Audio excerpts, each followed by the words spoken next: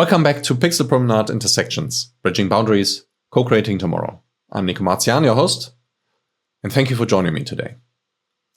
Last time I spoke about people in the middle, the human bridging function that most collaborations either do not name, do not resource, or simply do not have. Today comes the third pillar, applied data intelligence. Let me start with a number first. According to Gartner research from 2020, poor data quality cost the average organization at least $12.9 million a year. Not a startup, an average organization. And that figure was established before the technology shock of ChatGPT in 2022 and the rapid wave of AI adoption that has since then transformed even more what organizations expect data to do for them. Now ask a different question. Of all the data an organization collects, how much actually informs a decision? In almost every context I have worked in, the honest answer was, and probably still is, far too little. And what does get used often arrives fragmented, unstructured, or buried in a dashboard that the people who need to act on it rarely open. Sounds familiar? That is not a storage problem, and it is not a technology problem. It is another design problem.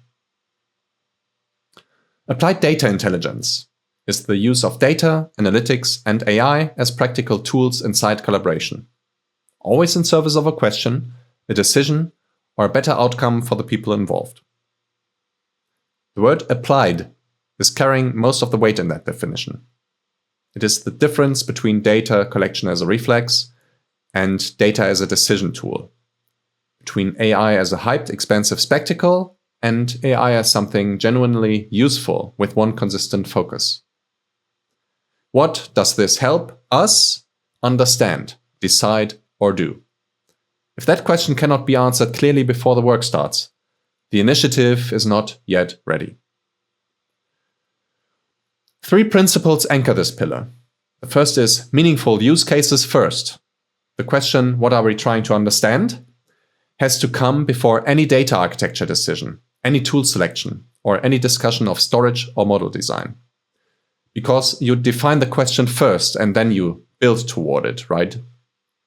And Colab actively supports that next step, arriving as a ready framework with built-in processes and intelligent suggestions for how to structure the data work, and where needed, connecting the right expertise through people in the middle. Starting from scratch is rarely necessary, but starting with clarity always is. The second is human oversight. Automated outputs are inputs to human judgment, not replacements for it. An AI system that outlines a pattern is providing a signal. And what to do with that signal, how to weigh it against operational constraints, stakeholder interests, and factors the model cannot see, remains with the people responsible for the outcome. The third is governance as foundation. Who owns the data? Who can access it? Under what conditions and for what purposes? These are not afterthoughts. They are the basis of trust between participants and, in a cross-boundary collaboration, the very thing that makes sharing possible at all. Inside a Colab ecosystem, participants contribute data under their own governance and access rules. No one surrenders control of what is theirs. AI services run across that shared layer to produce insights that no single participant could generate alone, so that each organization sees its own data clearly, while together, across the shared layer, they begin to see patterns invisible from any single vantage point. Supply chain vulnerabilities, demand signals, emission flows, or circular material opportunities. The intelligence is collective, but the governance remains individual.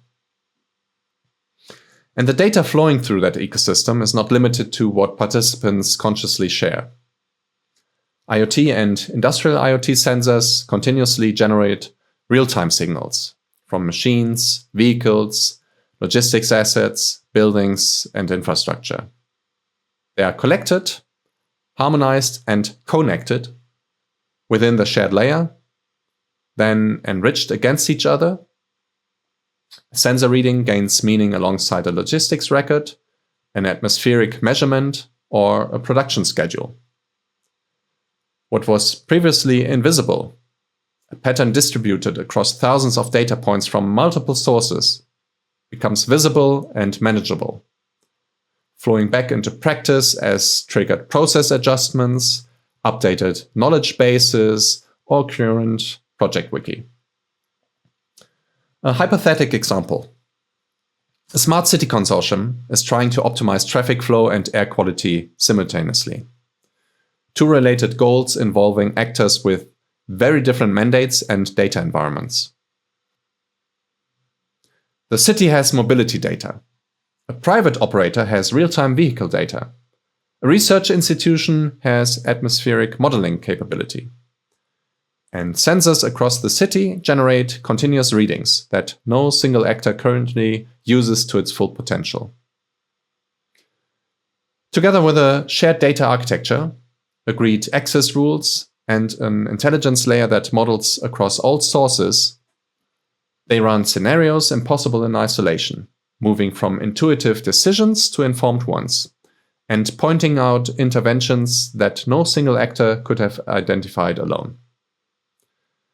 The data was already being generated. What changed was the architecture that allowed it to become shared understanding. So, before the next data initiative or AI project in your organization or collaboration, ask one question first. What specific decision is this meant to improve? If the answer is not immediately clear, the initiative is not yet ready. The question comes first. The architecture and collab follows. Next time follows the fourth and final pillar, exchange of value, the mechanism that makes collaboration sustainable over time, and the reason most ecosystems eventually collapse without it. Thank you for watching. For now, please take care, and I will see you next time. Goodbye.